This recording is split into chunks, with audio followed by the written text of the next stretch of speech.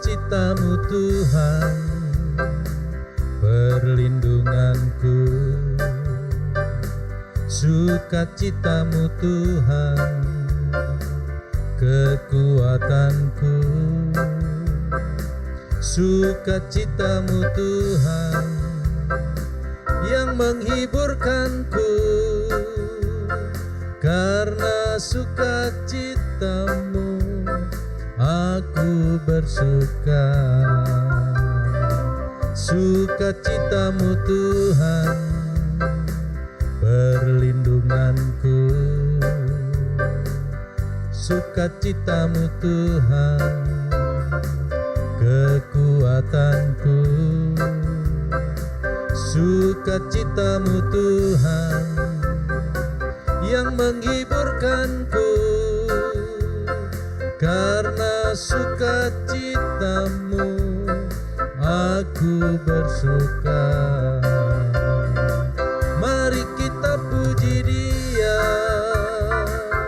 yang menyelamatkanmu. Mari kita sembah Dia yang telah menolongmu. Agungkanlah namanya, Dia juru selamatmu. Beritakanlah Injilnya sepanjang hidupmu. Sukacitamu Tuhan, perlindunganku. Sukacitamu Tuhan, kekuatanku. Sukacitamu Tuhan, yang menghiburkanku. Karena sukacitamu aku bersuka. Mari kita puji Dia yang menyelamatkanmu. Mari kita sembah Dia yang telah menolongmu. Agungkanlah namanya, Dia juru selamatmu. Beritakanlah Injilnya sepanjang hidupmu. Mari kita puji Dia yang menyelamatkanmu. Mari kita sembah Dia yang telah menolongmu. Agungkanlah namanya, Dia juru selamatmu. Beritakanlah Injilnya sepanjang hidupku. Beritakanlah Injilnya sepanjang hidupmu. Beritakanlah Injilnya sepanjang hidupmu.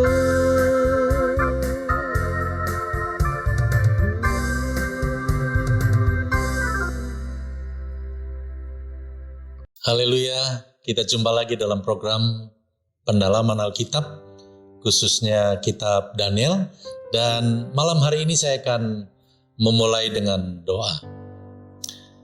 Bapa di surga, Bapa yang kami puji dan sembah di dalam nama Tuhan Yesus Kristus, kami mengucap syukur dan terima kasih buat kesempatan yang Tuhan berikan lagi kepada kami untuk kami belajar dari kitab Daniel. Kiranya Tuhan tolong kami, mengurapi kami hamba-Mu yang akan menyampaikan kebenaran firman-Mu.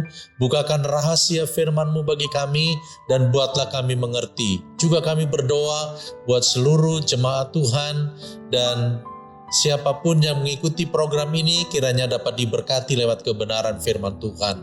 Terima kasih Tuhan, kami buka hati kami untuk kami menerima kebenaran firman-Mu dalam nama Tuhan Yesus Kristus. Haleluya. Amin. Nah, puji Tuhan, Bapak Ibu Saudara sekalian, pada minggu yang lalu kita sudah mengakhiri kitab Daniel pasal 8. Dan sebagai ayat terakhir dari pasal 8, sedikit saya mengulas dari Daniel 8 ayat 27 merupakan sebuah kesimpulan. Ya, dalam ayat 27 berkata begini, maka aku Daniel lelah dan jatuh sakit beberapa hari lamanya, kemudian bangunlah aku dan melakukan pula urusan raja, dan aku tercengang-cengang tentang penglihatan itu, tetapi tidak memahaminya. Jadi Daniel memang merasa sulit untuk mengerti apa yang dijelaskan oleh malaikat Tuhan, ya, dan Daniel tidak dapat memahami karena Allah masih menyelubungi rahasianya untuk di zaman Daniel, karena seperti apa yang Daniel katakan bahwa ini adalah merupakan rahasia untuk akhir zaman, ya. Nah, bersyukur saudara-saudara karena seperti apa yang kita lihat dalam ayat yang ke-17 dari Fatsal 8 dikatakan, lalu datanglah ia ke tempat aku berdiri, dan ketika ia datang terkejutlah aku dan jatuh tertelungkup. Lalu ia berkata kepadaku, pahamilah anak manusia bahwa penglihatan itu mengenai akhir masa, ya, atau akhir zaman. Nah, saudara-saudara, maka pada malam hari ini kita akan masuk kepada Daniel Fatsal yang ke-9, ya. Kita masuk pada Daniel Fatsal 9. Nah, Daniel Fatsal 9 ini diberikan tema nubuatan 70 minggu. Ya, nubuatan 70 minggu. Inti dari nubuatan 70 minggu adalah tentang Tuhan Yesus Kristus, ya. Dan nubuatan ini diterima Daniel setelah Daniel melakukan doa dan puasa secara khusus. Ya, jadi untuk mendapatkan nubuatan ini, ya, penglihatan ini, maka Daniel merupakan seorang yang berani membayar harga, ya, dengan melakukan doa dan puasa secara khusus. Ya, jadi bukan sedang bengong lalu tiba-tiba diberikan nubuatan ini. Ya, tentu ini juga tentunya akan berdampak buat gereja dan bangsa Israel sebagai umat pilihan Allah. Ya. Nah, saudara, dalam Fatsal 9 dari kitab Daniel ini kita bisa bagi dalam 3 bagian. Yang pertama adalah pengantar yang tersusun dalam ayat 1 dan ayat yang kedua. Dan yang kedua, doa Daniel dari ayat 3 sampai ayat yang ke-19. Dan yang ketiga, materi nubuatan 70 minggu ayat 25 sampai kepada ayat yang ke-27. Nah, baiklah, kita akan masuk kepada poin yang pertama atau bab yang pertama tentang pengantar. Ya, Daniel Fatsal 9 ayat 1. Saya akan bacakan berbunyi demikian. Pada tahun pertama pemerintahan Darius, anak Ahasweros dari keturunan orang Media, yang telah menjadi raja atas kerajaan orang Kasdim. Dalam ayat yang pertama ini Daniel memberikan informasi saat menerima penglihatan, yaitu bahwa di tahun pertama pemerintahan Raja Darius anak Ahasweros. Nah, perlu kita ketahui bahwa Daniel mengalami masa-masa transisi dalam kepemerintahan, ya. Tetapi Daniel tetap menduduki jabatan penting dalam pemerintahan itu. Walaupun Daniel sudah berusia 85 atau sampai 90 kira-kira, ya. Jadi usianya sudah lanjut, tetapi dia tetap mempunyai kedudukan yang penting, ya. Karena ada banyak kelebihan-kelebihan yang dimiliki oleh Daniel. Nah, dari informasi ini kita dapati bahwa bangsa Israel mengalami pembuangan di tanah Babel hampir 69 tahun atau 70 tahun, ya. Nah, dalam ayat yang kedua, pada tahun pertama kerajaannya itu, aku Daniel memperhatikan dalam kumpulan kitab jumlah tahun yang menurut firman Tuhan kepada Nabi Yeremia akan berlaku atas timbunan puing Yerusalem, yakni 70 tahun. Ya. Nah, jadi kenapa Daniel masih dalam usia tua, masih sempat dipakai oleh Raja Darius? Ya. Daniel dia mengadakan penelitian, dia mengadakan riset tentang tahun-tahun yang akan dialami oleh Yerusalem dan bangsa Israel. Ya, kitab yang diteliti oleh Daniel disebutkan di sini adalah kepada Nabi Yeremia. Jadi kitab yang diselidiki oleh Daniel adalah kitab Yeremia.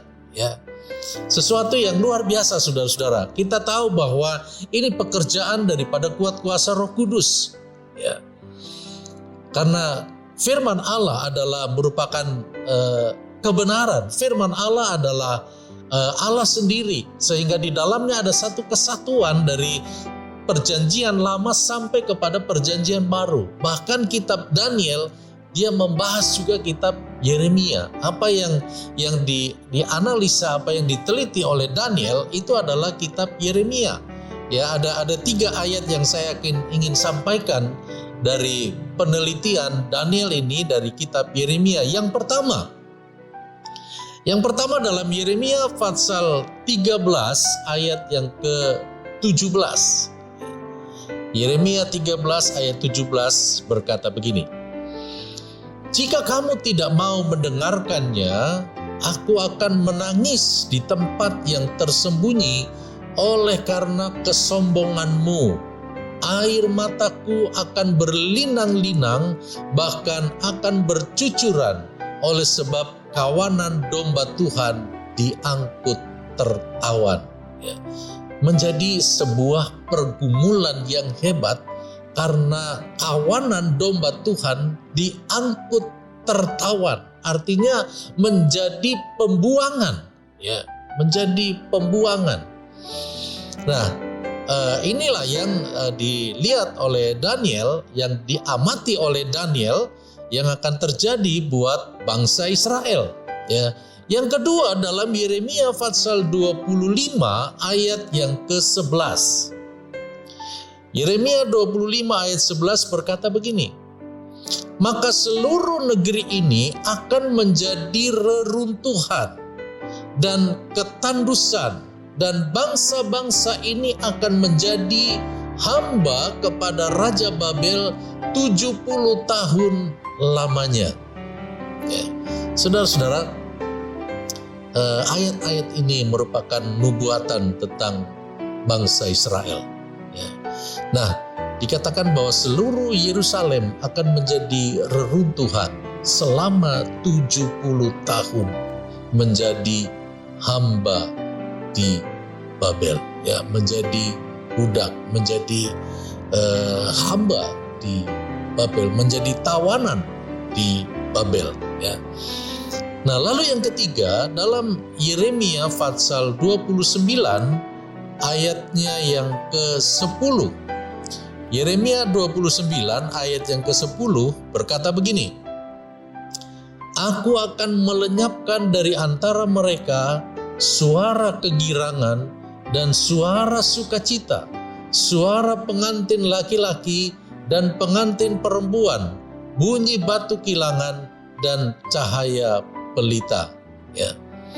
Jadi saudara-saudara yang saya kasih di dalam Tuhan, ini proses yang akan dialami oleh bangsa Israel di Babel selama 70 tahun. Ya, dan setelah genap 70 tahun, Allah berjanji Allah akan menepati untuk mengembalikan bangsa Israel.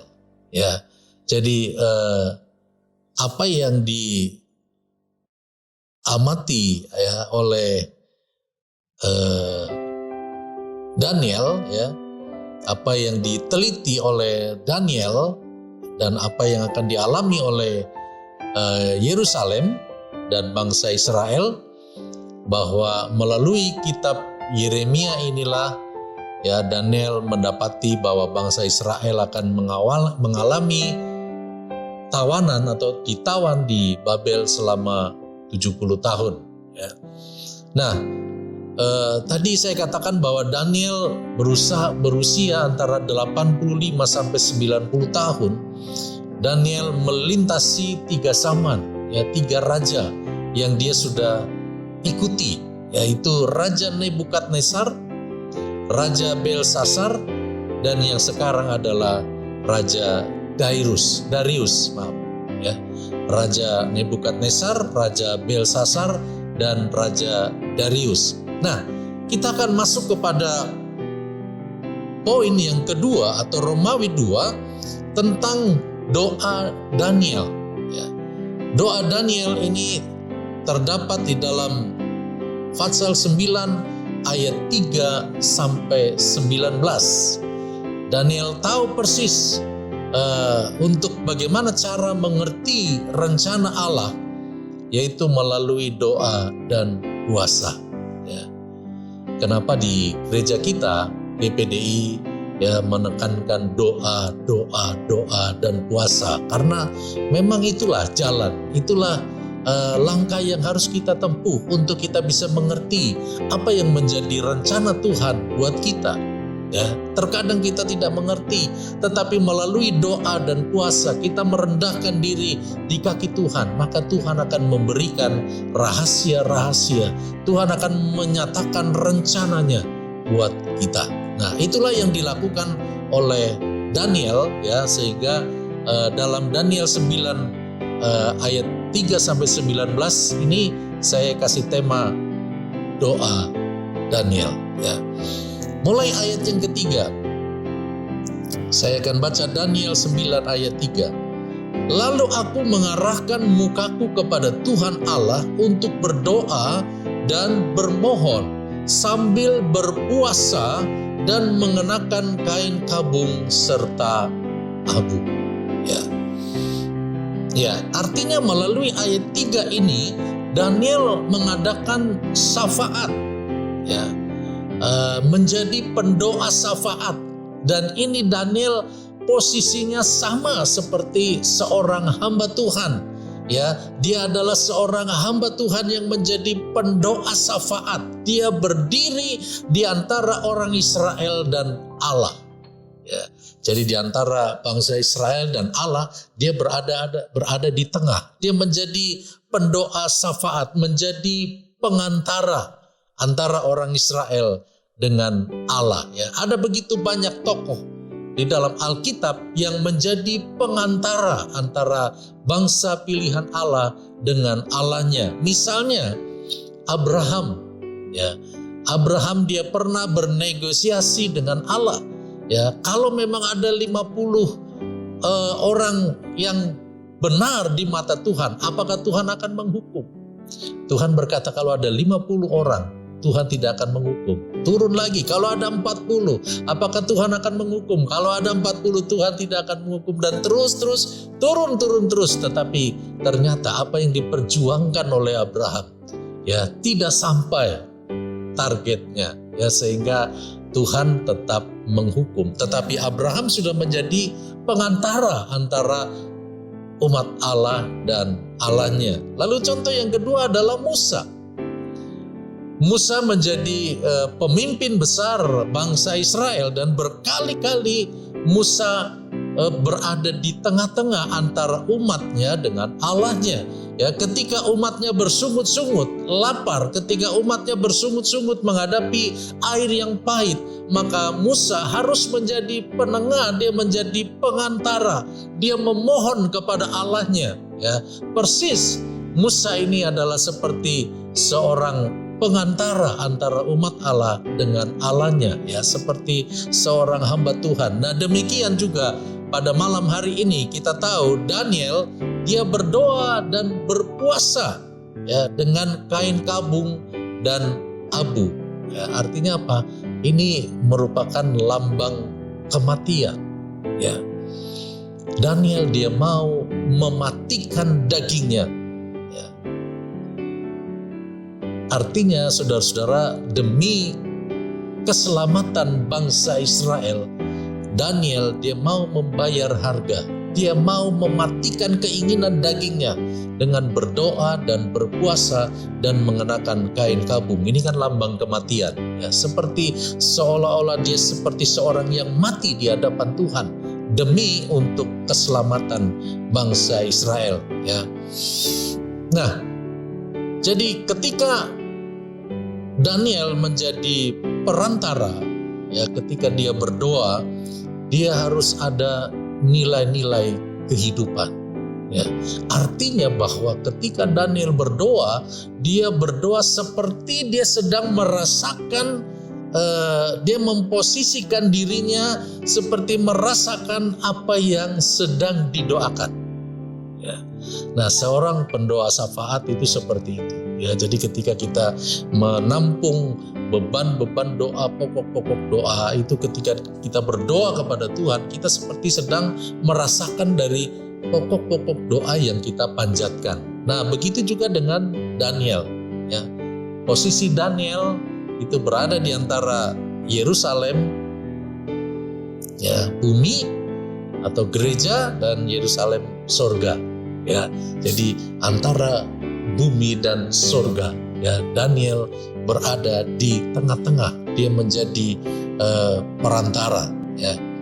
Nah, lalu kita melihat pada ayat yang keempat, Daniel 9 ayat yang keempat berkata begini, "Maka aku memohon kepada Tuhan Allahku dan mengaku dosaku demikian, ah Tuhan, Allah yang maha besar dan dahsyat, yang memegang perjanjian dan kasih setia terhadap mereka yang mengasihi Engkau serta berpegang kepada perintah-Mu." Ya. Doa Daniel memiliki dua segmen. Yang pertama, ia melakukan penyembahan. Ya. Dia melakukan penyembahan, lalu yang kedua dia melakukan pengakuan dosa. Ya, memang dalam komposisi doa itu harus seperti itu, ya. Harus diawali dengan penyembahan dan pengakuan dosa, ya. Penyembahan Daniel dengan dia berkata Allah maha besar, ya. Artinya Daniel sedang meraih atau menuju kepada pribadi Allah, ya, Allah yang maha besar. Lalu Daniel juga berkata Allah yang dahsyat, ya. Kita tahu bahwa Allah memiliki pekerjaan yang dahsyat, yang luar biasa. Itulah sebabnya dia panjatkan oleh Daniel. Lalu Allah yang memegang perjanjian, ya. Artinya kata-kata Daniel ini dia sedang bicara tentang rencana Allah yang tidak pernah gagal, ya. Daniel begitu yakin akan perjanjian Tuhan. Daniel begitu percaya bahwa apa yang difirmankan Tuhan itu pasti akan digenapi. Nah, penyembahan yang berikutnya, kata-kata penyembahan Daniel adalah kasih setia atau Allah yang mengasihi. Ya, ini bicara tentang apa? Tentang kasih Allah. Ya, Allah sudah menyatakan kasihnya kepada bangsa Israel, ya. Sebab dari awal bangsa Israel sebut sebagai umat pilihan Allah, artinya Allah mengasihi dia. Walaupun sekarang diizinkan menghadapi ujian, tetapi kasih Allah tetap berlaku bagi bangsa Israel, ya. Nah, saya katakan doa itu ada dua segmen. Yang pertama penyembahan, lalu yang kedua adalah pengakuan dosa bangsa Israel. Ya, jadi Daniel sedang mewakili bangsa Israel melakukan pengakuan dosa di hadapan Allah, ya. Kita bisa lihat pengakuan dosa bangsa Israel mulai ayat yang ke-5 dari kitab Daniel 9. Berkata begini, kami telah berbuat dosa dan salah, kami telah berlaku fasik dan telah memberontak, kami telah menyimpang dari perintah dan peraturan-Mu. Ya, dari ayat 5 ini saudara-saudara, kita bisa melihat ada 5 poin yang kita tangkap dari ayat 5 ini. Yang pertama, dia berkata kami telah berbuat dosa dan salah. Ya. Sebagai pengakuan dosa yang disampaikan oleh Daniel atas nama bangsa Israel, ya, bahwa kami telah berbuat dosa dan salah. Ya. Daniel dia berusaha untuk melepaskan egonya. Ya. Bukan dia yang melakukan dosa, yang melakukan kesalahan, tetapi dia menghadap Allah dan dia berkata bahwa kami telah berdosa dan salah. Ya. Daniel ingin masuk ke dalam kebenaran Allah, ya, karena tercatat di dalam 1 Yohanes 1 ayat 9, jika kita mengaku dosa kita, maka Ia adalah setia dan adil, sehingga Ia akan mengampuni segala dosa kita dan menyucikan kita dari segala kejahatan. Ya. Lalu pengakuan dosa yang kedua, kami telah berlaku fasik. Artinya bahwa dia berlaku seperti orang berdosa. Ya, kita ingat Yesus juga menjadi pengantara. Dia tidak berdosa tapi dijadikan dosa. Ya, begitu juga dengan Daniel, dia menjadi pengantara. Dia tidak berdosa tetapi dijadikan dosa. Dia seolah-olah mengaku bahwa aku telah berlaku fasik. Ya. Lalu yang ketiga, kami telah memberontak atau melawan Allah. Nah, ini pengakuan-pengakuan dosa ini penting ketika kita menghadap pada Tuhan. Di samping penyembahan, kita melakukan pengakuan dosa. Lalu yang keempat, kami telah menyimpang dari perintah dan peraturan. Ya. Ingat saudara-saudara, dalam kerajaan Allah ada aturan, punya aturan. Ya, sehingga segala sesuatu perlu diatur. Ya, ada aturan. Ya, makanya repot kalau ada jemaat yang tidak mau diatur. Ya. Nah, yang kelima, kami tidak taat kepada hamba-hambamu. Kita lihat, saudara-saudara. Ya, Daniel mengatasnamakan bangsa Israel bahwa tidak taat kepada hamba-hambamu. Ya, umat Israel tidak taat kepada pemimpin, kepada orang yang diurapi oleh Tuhan. Ya.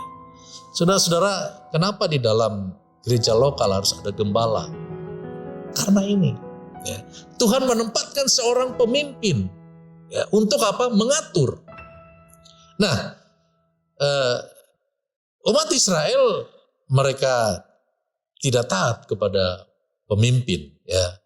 Di Ibrani 13 ayat 17 berkata begini, taatilah pemimpinmu dan tunduklah kepada mereka, sebab mereka berjaga-jaga atas jiwamu sebagai orang-orang yang harus bertanggung jawab atasnya. Dengan jalan itu mereka akan melakukannya dengan gembira, bukan dengan keluh kesah, sebab hal itu tidak akan membawa keuntungan bagimu. Ya. Kepemimpinan Allah di dalam gereja, dalam jemaat, kepemimpinan Allah itu akan membentuk tudung atau payung. Ya. Seperti naungan, dia seperti melindungi, memayungi jemaat Tuhan. Ya. Ketika jemaat ini dia tidak mau diatur oleh pemimpin tadi, ya. Nah, pemimpin jemaat itu dia seperti seorang yang berjaga-jaga atas jiwa-jiwa, ya. Nah, jemaat yang suka melawan gembala itu diragukan keselamatannya, ya, karena dia tidak mau diatur. Umat Israel kenapa dia sampai dibawa, diizinkan Tuhan ditawan di Babel? Karena mereka tidak taat kepada pemimpin, ya, tidak taat kepada hamba Tuhan. Nah, dalam Daniel 9 ayat 6, dan kami tidak taat kepada hamba-hambamu para nabi yang telah berbicara atas namamu kepada raja-raja kami, kepada pemimpin-pemimpin kami, kepada bapa-bapa kami, dan kepada segenap rakyat negeri. Ayat 7, ya Tuhan, Engkaulah yang benar, tetapi patutlah kami malu seperti pada hari ini. Kami orang-orang Yehuda, penduduk kota Yerusalem, dan segenap orang Israel, mereka yang dekat dan mereka yang jauh di segala negeri, kemana Engkau telah membuang mereka, oleh karena mereka berlaku murtad terhadap Engkau. Ya. Melalui pengakuan dosa ini, Daniel berkata, kami telah berlaku murtad. Ya. Murtad artinya melakukan dosa dan tidak kembali kepada kebenaran, ya, murtad. Nah, itulah yang sudah terjadi kepada umat Allah. Ya. Nah, dalam ayat yang ke-8, ya Tuhan, kami raja-raja kami, pemimpin-pemimpin kami dan bapak-bapak kami patutlah malu sebab kami telah berbuat dosa terhadap Engkau. Ya. Pemimpin-pemimpin kami telah berbuat dosa. Ya. Kepada pemimpin-pemimpin kita tahu bahwa itu akan dituntut lebih besar. Ya. Ayat yang ke-9, pada Tuhan Allah kami ada kesayangan dan keampunan walaupun kami telah memberontak terhadap Dia. Ayat 10, dan tidak mendengarkan suara Tuhan Allah kami yang menyuruh kami hidup menurut hukum yang telah diberikannya kepada kami dengan perantaraan para nabi, hamba-hambanya. Ya. Jadi pengakuan yang ke-8, kami tidak mendengar suara Tuhan. Ya. Ini perlu, pengakuan ini perlu disampaikan oleh Daniel bahwa memang umat pilihan Allah, umat Israel ini tidak mau mendengar suara Tuhan. Ya. Kita di akhir zaman ini kita perlu mendengar suara Tuhan. Ya. Datang melalui siapa? Melalui pemimpin yang dipercayakan oleh Tuhan. Ya, dalam Roma 2 ayat 19, dan yakin bahwa engkau adalah penuntun orang buta dan terang bagi mereka yang di dalam kegelapan.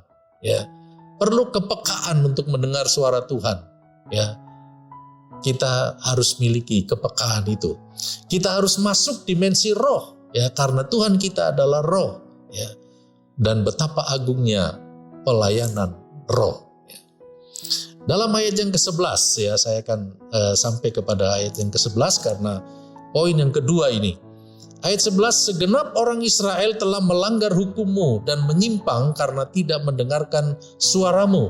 Sebab itu telah dicurahkan ke atas kami kutuk dan sumpah yang tertulis dalam kitab Taurat Musa, hamba Allah itu, sebab kami telah berbuat dosa terhadap Dia. Ya. Yang ke-9, pengakuan dosa yang ke-9, kami tidak hidup menurut hukum. Ya. Jadi saudara-saudara yang saya kasihi di dalam Tuhan, biarlah pada malam hari ini pengakuan dosa dari Daniel ini menjadi perenungan buat kita. Ya, bahwa hidup itu kita harus memikirkan ada akibat, ya. Ada hukum, ada sanksi yang akan kita terima ketika kita melanggar, ketika kita tidak melakukan apa yang Tuhan perintahkan. Ya, ada 9 pokok doa, ya, ada 9 pengakuan dosa yang disampaikan oleh Daniel, ya, dari mulai ayat yang ke-5 sampai kepada ayat yang ke-11, ya. Dan malam hari ini saya sampaikan dulu di sini tentang pengakuan dosa Daniel atas nama bangsa Israel. Ya, puji Tuhan. Mari kita akhiri dengan doa.